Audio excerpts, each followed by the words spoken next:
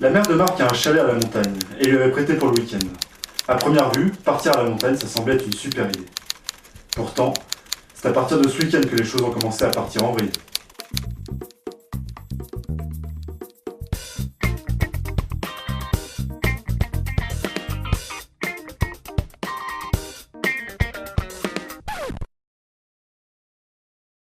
La spirale de la violence a commencé avec Marc et Julie. C'est pourtant parti de pas grand-chose.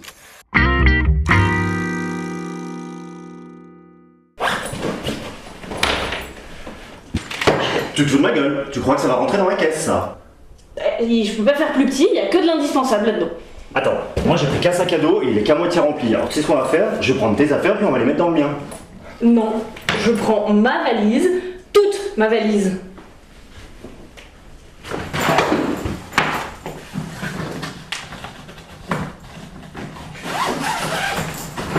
Bon, ça sert à rien. Ça non plus. Ça, coquine.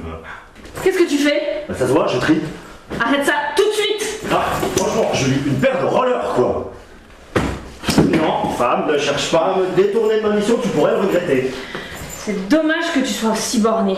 Dire qu'on aurait pu régler ça à l'amiable. Ah, putain, mais qu'est-ce que tu fous? Ça se voit pas? Je te tords le doigt. 2 semaines auparavant, Marc avait invité Julie à l'une de ses ninja parties, qu'il organisait à l'appart avec ses potes de première année. Visiblement, voir l'intégrale des films Fatal Warrior lui avait donné quelques idées. Ah, d'accord, je serai ton esclave sexuel. Même pas dans tes rêves. Ah, mais là j'ai vraiment mal. Tu subis la rage du dragon. Ah, je suis désolé. Typiquement masculin. Être désolé quand c'est trop tard. Ça suffit pas, tu ranges toutes mes affaires. Montesquieu, dans l'esprit des lois, dit que celui qui possède un pouvoir sur les autres est fatalement porté à en abuser. Oui, je sais, ça me fait citer Montesquieu. Merci Wikipédia d'ailleurs. Mais faut dire que dans le cas qui nous intéresse, ça s'est vérifié. Voilà, c'est bien. Je t'ai dit d'arrêter? Qu'est-ce que vous foutez là? Ah bah j'apprends à Marc à pas fouiller dans les affaires des filles. C'est une fâcheuse habitude chez lui. Puis l'humiliation, ça fait mieux rentrer la leçon. J'ai appris ça avec mon lapin nain Pipsy quand j'étais gamine. Et puis Marc est pas très différent d'un lapin nain, hein Marc? C'est bon, je crois qu'il a compris.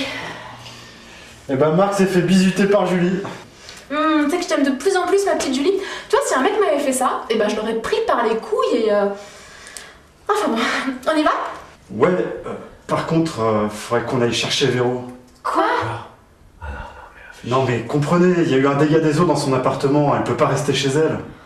Ah, c'est bon, tant qu'on y est, on a qu'à prendre Claire aussi.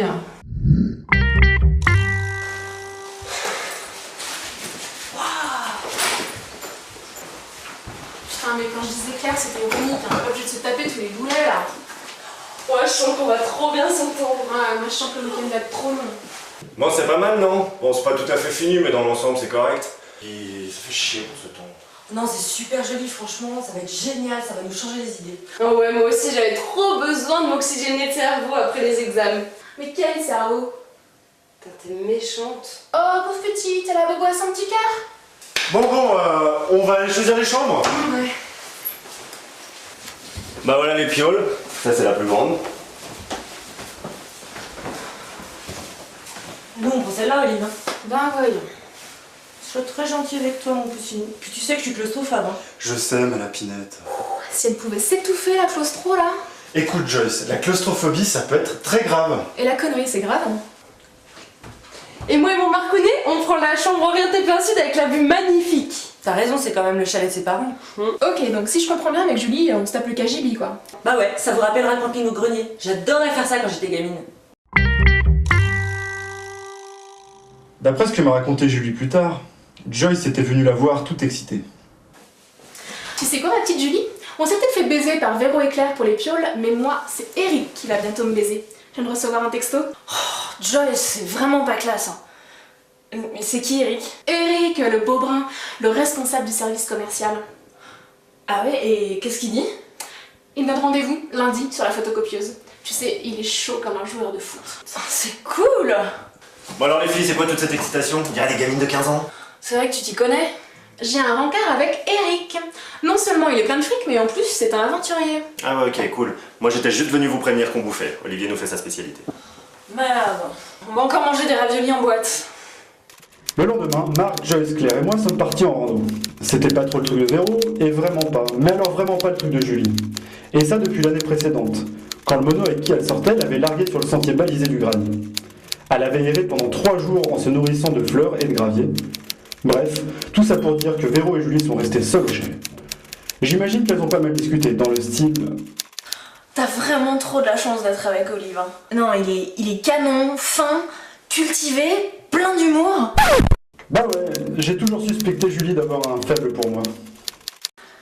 Et encore t'en oublies. Non, n'importe quelle femme tuerait pour l'avoir, hein. Mais je remercie chaque jour le destin pour ce qui m'arrive. Regarde.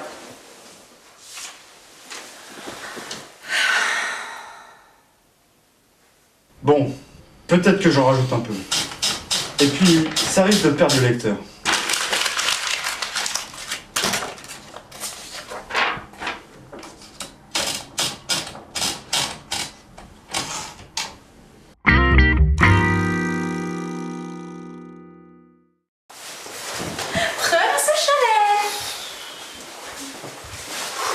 Franchement, une rando sous ce temps-là, c'est trop la galère. Ouais, bah moi je suis restée toute seule avec Julie, c'était très chiant. Ah bah merci. Bah attends, on s'amuse pas des masses avec toi. Heureusement, mon choupinou d'amour est rentré. Tu viens, mon loup? Quelle conne!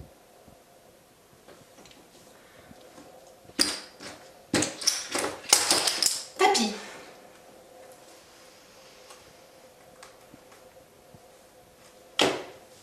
Suivi.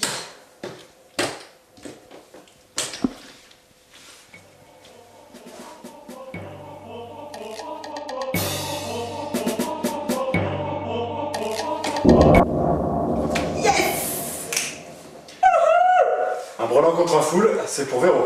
Eh ouais, mais t'es trop prévisible, Joyce. Franchement, le poker, c'est pas compliqué. Ah, et ça c'est prévisible! C'est comme ça que s'est achevé notre week-end. Joyce a mis sa race à Véro, et Marc a pris des photos souvenirs pour son Facebook alors que j'essayais de les séparer.